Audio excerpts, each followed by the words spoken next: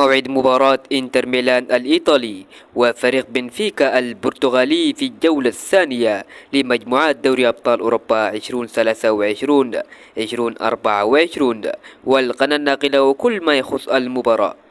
أولا نذكركم مشاهدينا الكرام، إذا كنتم تريدون مواعيد مباريات دوري أبطال أوروبا والمباريات القوية وأخبار كرة القدم أولا بأول، الاشتراك في القناة وتفعيل زر الجرس والضغط على زر اللايك حتى تصلكم فيديوهاتنا دون عناء البحث عليها. السلام عليكم ورحمة الله وبركاته.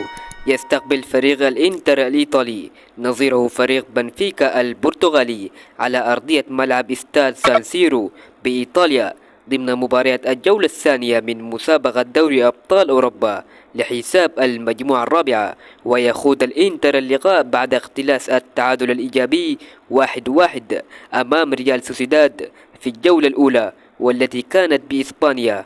ويتزيل بنفيكا ترتيب المجموعة الرابعة بعد خسارته على أرضية ميدانه أمام فريق سالزبورغ النمساوي بهدفين مقابل لا شيء في الجولة الأولى.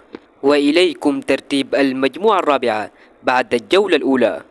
وتقام المباراة في الثالث من شهر أكتوبر الثالث من شهر 10 عند الساعة 9 مساء بتوقيت السودان وليبيا، والثامنة مساء بتوقيت الجزائر والمغرب وتونس، والساعة 10 مساء بتوقيت السعودية ومصر وقطر ولبنان والعراق وتركيا وسوريا، وال11 بتوقيت الإمارات، والسابعة مساء بتوقيت موريتانيا. ونذكركم أصدقاؤنا المشاهدون أننا خصصنا قائمة تشغيل لمواعيد مباريات دوري أبطال أوروبا وأقوى المباريات الأوروبية يمكنكم الاطلاع عليها، وننتظر توقعاتكم للمباراة، والسلام عليكم.